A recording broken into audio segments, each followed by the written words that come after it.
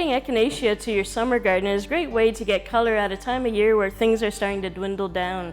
And there's so many new varieties of Echinacea out there that you can look at. And we're getting, instead of just the pinks and purples that it always was for the purple coneflowers, there's so many new varieties. There's some that come in mango colors, a nice burnt orange or light yellow.